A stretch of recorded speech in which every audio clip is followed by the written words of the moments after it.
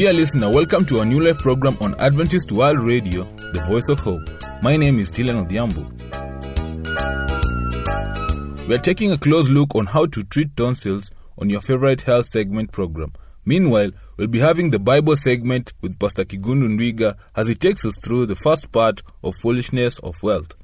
First, let us have a song, Precious Redeemer, by Gracious Singers. Stay tuned. Precious Redeemer, my brother and friend, dearer than all is my Savior. On me His grace and His blessings descend. I'm longing, the Savior, for Thee. Longing, the Savior, longing for Thee. Yes, in the night when Jesus I see. Longing to be Savior with Thee. Longing, I'm longing.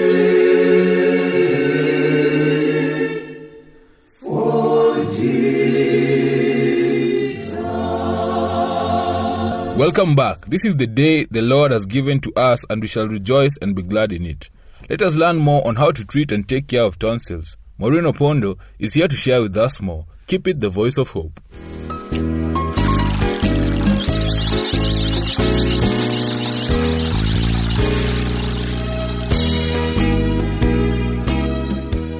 Hello, dear listener. Today our topic will be treat those tonsils now. Little John Harris had been sick for a week. He came home from school and complained of a sore throat and a slight head cold.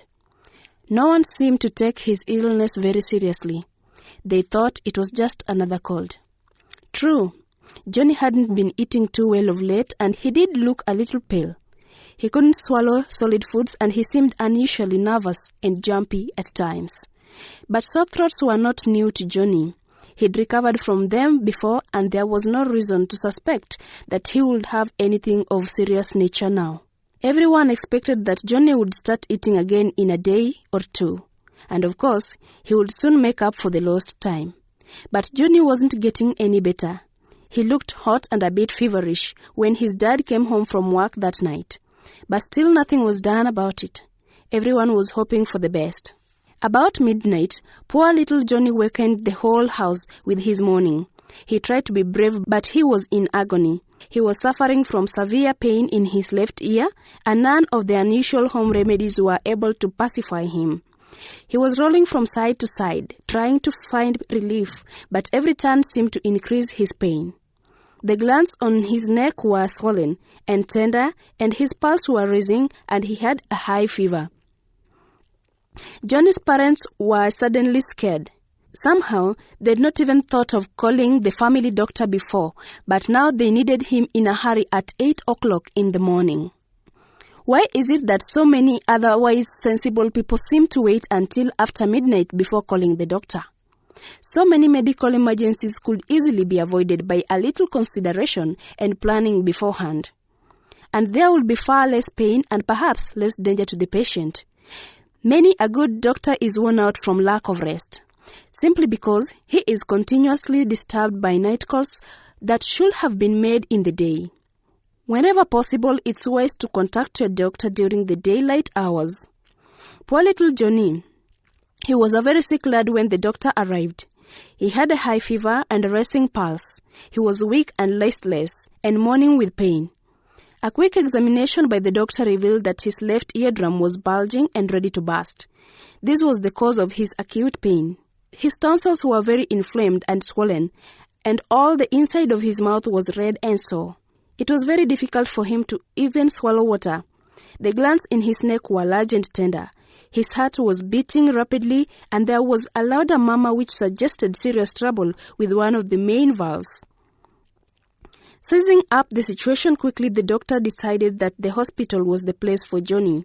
They called the ambulance at once. Soon, he found himself surrounded by nurses and hospital workers. His eardrum was opened and drained under local anesthetic, and soon the pain began to subside. He was given various injections and medicine to control the infection and to help him to recover in the hospital. He received the very best of care and attention. Every day, the doctor came to visit him, leaving definite instruction concerning his treatment. The doctor was rather worried about Johnny's heart. He seemed to be making such a slow recovery. The severe infection had also damaged Johnny's kidney. Every day, his urine was carefully tested to see how much albumin he was losing. After the acute infection had subsided, the doctor removed Johnny's tonsil to help him to make a better recovery. Very slowly, the weeks went by. Johnny was still not back at school. He gained some weight, but he was weak and had to spend most of the day in bed. The doctor came frequently to see him, and he always listened very carefully to his heart. The doctor was rather concerned, for the main valve of Johnny's heart had been damaged by the infection. Occasionally, John also felt some pains in the joints and muscles of his arms and legs. His mother thought they were just growing pains, but Johnny was suffering from rheumatic fever.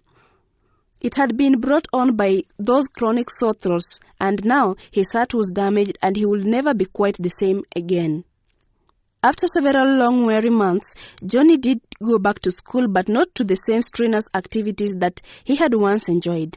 Now, he was under strict instructions from the doctor. He must take care of himself and conserve his strength. He had to see the doctor frequently, especially if he had the slightest cold or even the suspicion of a sore throat. Johnny's heart was strong and in fair condition except for that main valve. Because it had been damaged, it no longer opened and closed as it should be. Instead, it partially blocked the stream of blood as it flowed through the heart from the lungs.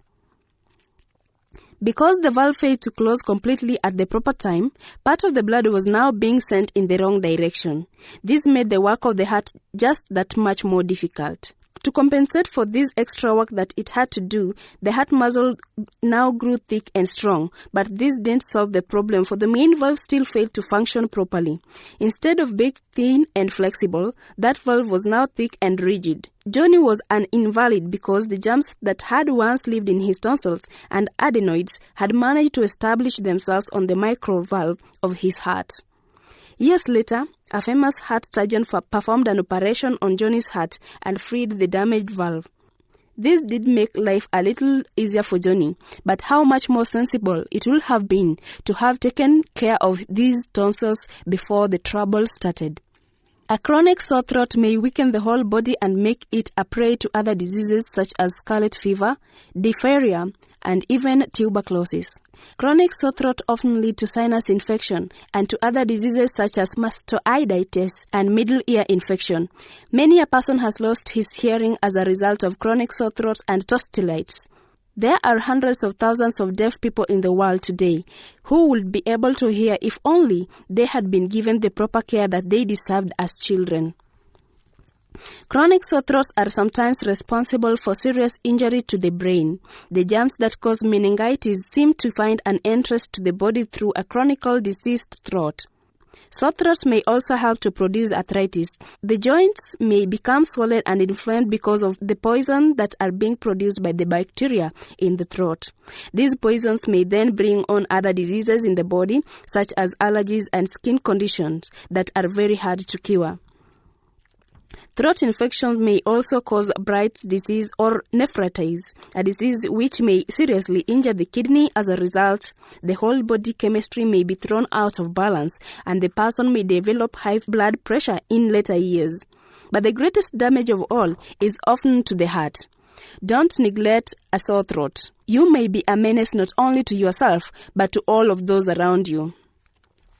Epidemics of streptococcus infection sweep through crowded areas frequently. The germs are spread by coughing and sneezing and even spitting. Many people who don't feel any severe symptoms themselves may carry the germs to others. Fathers may pick up these germs at work and bring them home to their families. Children frequently infect each other at school. Mother, if your child has a sore throat or a running nose, it's not fair to send him to school and allow him to infect the other children. It's far better to take care of him at home and to seek proper medical advice. The longer the infection lasts, the greater the danger to a whole body. Here are a few simple ways of treating a sore throat, all of which you can carry out at home. These simple methods will do much to prevent the spread of disease within your own family and among your friends. First, go to bed and rest until the infection has subsided and you feel better. This will help you to recover more quickly. It will also prevent the spreading of the infection to others. Apply a heating compress to the throat.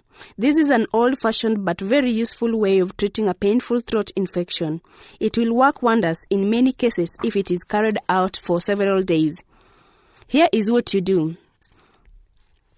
Fold a piece of cotton cloth or a large handkerchief so that it will be about 3 centimeters wide and 12 centimeters long. Wet this and then wrap it around the neck. Then cover it with 2 thickness of flannel or wool. Leave this on for about 8 or 12 hours and then reapply it as often as needed. This simple heat compress is of great value in treating such conditions as sore throat, hoarseness, tonsillitis, laryngitis. The use of this simple heating compress might save many a child from having to have his tonsils removed. Steam inhalation are another means of treating that are often of real value in nose and throat infection. There are a number of useful inhalators that are available in the market, most of them being heated by electricity. If one of these is not available, you can heat a small pan of water until it's steaming, then add amount of teaspoonful of eucalyptus oil or menthol or camphor. Inhale this vapor through some kind of improvised funnel for several minutes, but take care not to burn the delicate mucous membrane of your nose. This warm vapor will relieve the inflamed sinuses and the respiratory passage of the nose, throat, and even chest.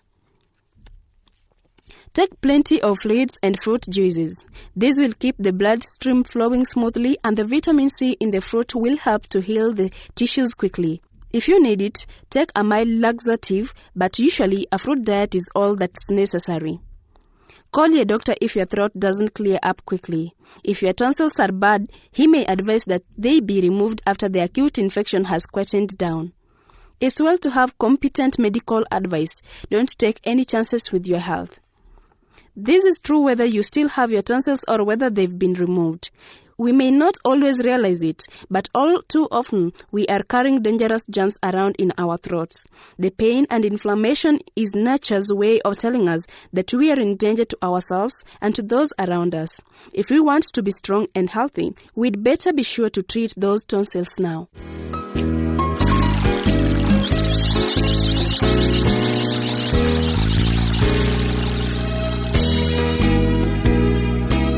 Thank you, Maureen, for educating us on how to treat tonsils today. Dear listener, if you have any comments or suggestions, please write to us. Our postal address is Adventist World Radio, PO Box 42276, code 00100, Nairobi, Kenya. Our email address is awrnairobi@eku.adventist.org. We're taking a short break as we listen to this song, Silent Night, by Gracious Singers. Stay tuned.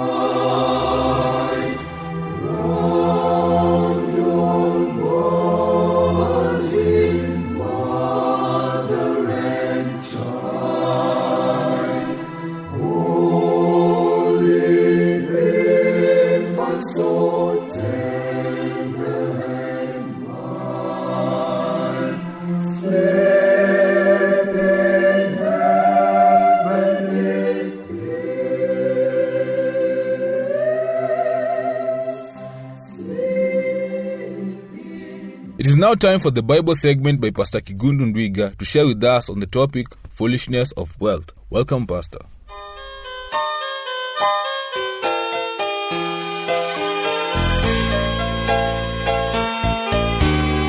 Dear listener, today I want us to look at the foolishness of wealth, which will be based on Luke 12, verse 13 to 21. I will read. Someone in the crowd said to him, "Teacher, tell my brother to divide the inheritance with me." Jesus replied, "Man, who appointed me a judge or an arbiter between you?" Then he said to them, "Watch out, be on guard against all kinds of greed. A man's life does not consist in the abundance of his possessions." And he told them this parable. The ground of a certain rich man produced a good crop. He thought to himself, "What shall I do? I have no place to store my crops. Then he said, this is what I'll do. I'll tear my barns and build bigger ones, and there I will store all my grain and my goods. And I'll say to myself, you have plenty of good things laid up for many years. Take life easy, eat, drink, and be merry. But God said to him, you fool, this very night your life will be demanded from you. Then who will get what you have prepared for yourselves? This is how it will be with everyone who stores up things for himself, but is not rich towards God. Mr. Kiprop, well, not his real name, was one of the new converts to the Adventist Church in one of the major towns in Kenya. Mr. Kiprop came to the church for a whole year until he learned that the Bible expected him to give 10% of his income to God as tithe. Being one of the rich business people in that town, he felt his contribution was too much compared to the rest of the converts. He also felt that it would mean taking a lot of money from his business, which he was working so hard to expand. He also did not see why it was wrong to run his business on the Sabbath to increase his gain so that he could contribute more to the church. He offered to build a church and equip it, but not return a tithe of all in his income, which he felt was such a big sacrifice. When the brethren explained that that was not what the Bible taught, he got frustrated and quietly left the church. Many Christians today face similar decisions, and many have succumbed to the economic pressure and choose to make money their center of worship. According to my experience as a stewardship director, only an average of 20% of church members are faithful in returning tithes and give generous offerings. The statistics actually show that the more wealth one commands, the less faithful he or she becomes. In some instances, Christians who are known to be very faithful when they owned little changed overnight into tight-fisted misers when they accumulated wealth. How can this strange phenomenon be explained? The story recorded in Luke 12, verse 13 to 19, is an attempt by Luke to explain this scenario. This periscope, small story in the Gospel, has 3 sections which I want us to look at. The greed of the young man, the foolishness of riches shown by the rich man's experience, and the solution to the challenges of the rich, that is, how to become rich and still be saved. I want us first of all to look at the greed of the young man. Little is known of this young man. He is introduced abruptly into the section of warnings. He had a problem that he wanted Jesus to solve. For him it was a big issue, the division of inheritance. The Jewish rabbis were experts on legal matters and could be consulted for guidance on laws related to civil regulations. The young man must have regarded Jesus as a Jewish teacher and wished to seek his help. His chief concern was the unfairness of his elder brother in the distribution of the inheritance, a common dispute in many parts of the world. Does this amount to greed? Why didn't Jesus support his fight for justice, and yet God is a God who loves justice? How much time do we spend on fighting in the church, defending our rights?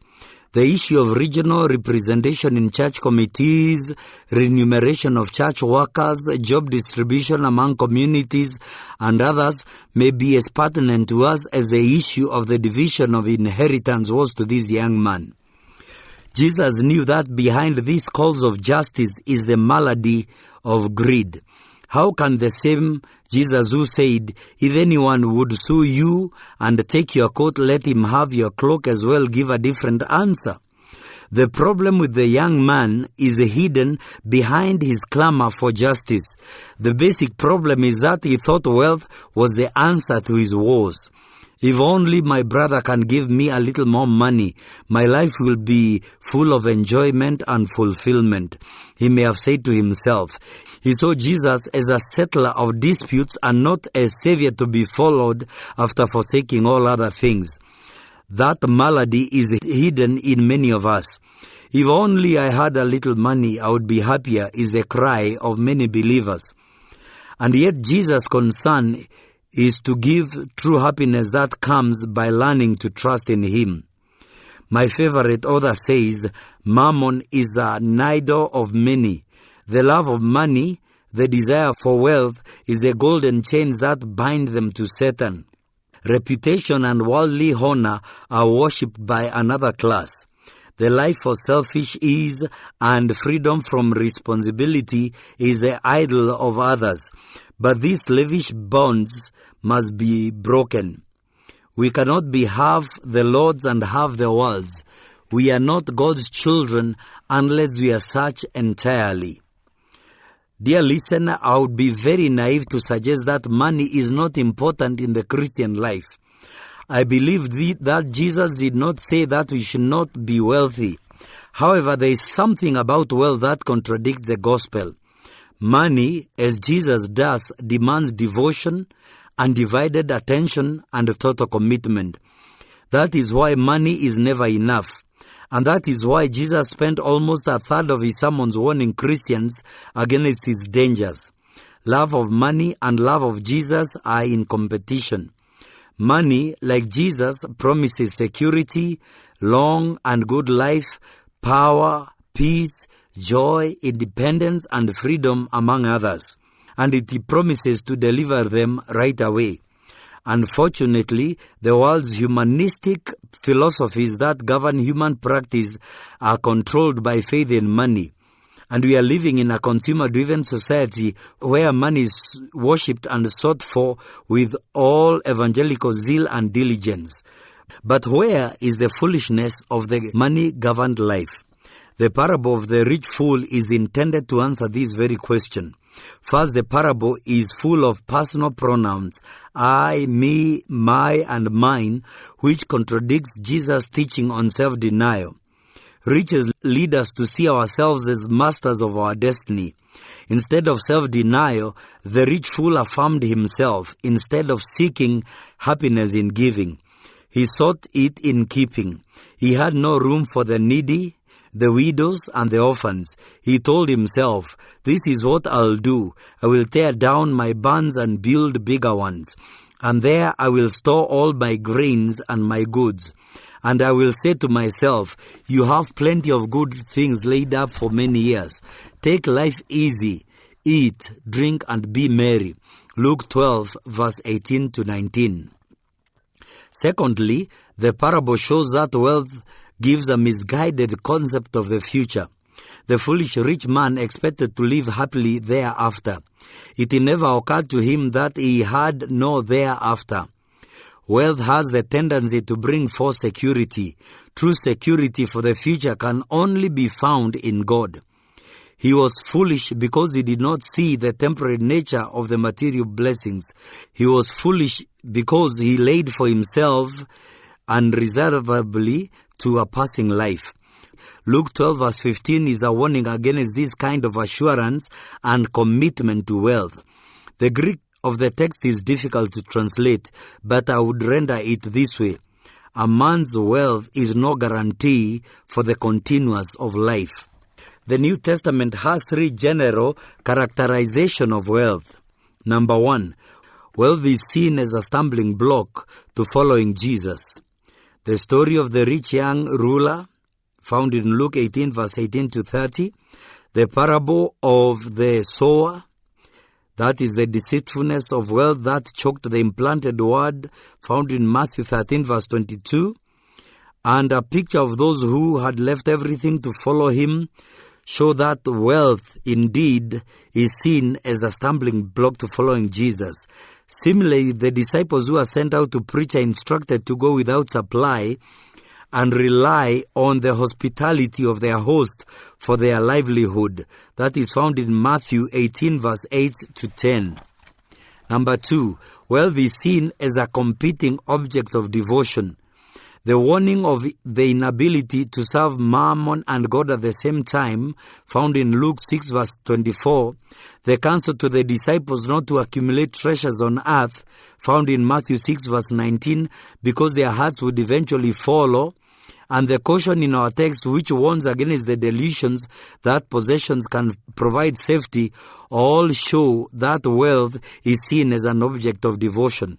In fact, the epistles bluntly equate greed with idolatry, Ephesians 4 verse 28 and Colossians 3 verse 6, and warn the believers against falling in love with money, found in 1 Timothy 6 verse 6 to 8, and against lust for worldly things, as recorded in James 4 verse 1 to 10. Thirdly, or lastly, wealth is also seen as a symptom of economic injustice. The parable of the rich man and Lazarus, recorded in Luke 16, verse 19 to 26. The parable of the sheep and the goats, recorded in Matthew 25, verse 31 to 46. And the threats against the rich exploiting the poor, as recorded in the book of James 2, point to this problem. On the same point, the gospel is pictured as bringing good news to the poor, and the gospel is depicted as bringing bad news to the rich. Unfortunately, the rich fool and many Christians do not take the above warnings about wealth seriously. They allow themselves to drift into the habit of trusting money more than trusting God, by refusing to share it with others and by being tight-fisted in giving their tithes and offerings. They feel that if they gave a faithful and full tithe and a generous offering in keeping with God's blessings, they may lose their security and so opt to give a little token to blind the eyes of their fellow believers. Although they are regular in church attendance, their God is money. Dear listener, as we end the presentation for today, I want you to reflect on this question. Is money your God?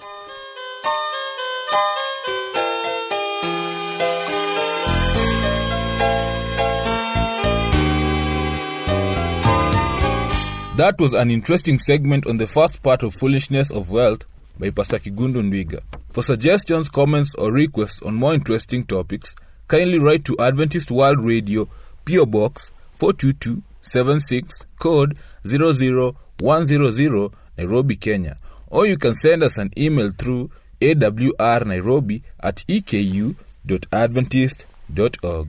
And until next time, be blessed. I have been your presenter, Tileno Diambo. Precious Redeemer, my brother and friend, dearer than all is my Savior. On me His grace and His blessings descend. I'm longing, the Savior, for Thee. Longing, the Savior, and longing for Thee. Yes, in the night when Jesus I see, longing to be Savior with Thee. Longing, I'm longing. Precious Redeemer, my brother and friend, dearer than all is my Savior. On me His grace and His blessings descend. I'm longing, the Savior, for Thee. Longing, the Savior, and longing for Thee. Yes, in the night when Jesus I see, longing to be Savior with Thee. Longing, I'm longing.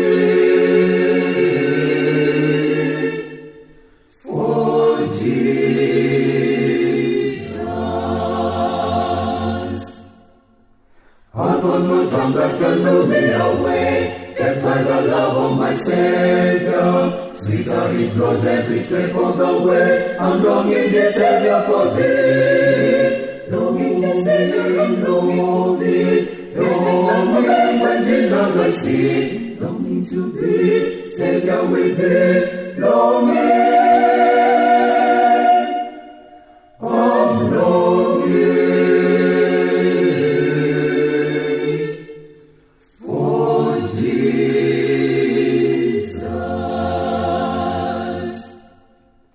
Deeper than ocean and boundless space, such is the love of my Savior. So thrilling rapture to look in His face. I'm longing, the Savior, for Thee. Longing, the Savior, and longing for Thee. Longing the night when Jesus I see, longing to be Savior with Thee. Longing,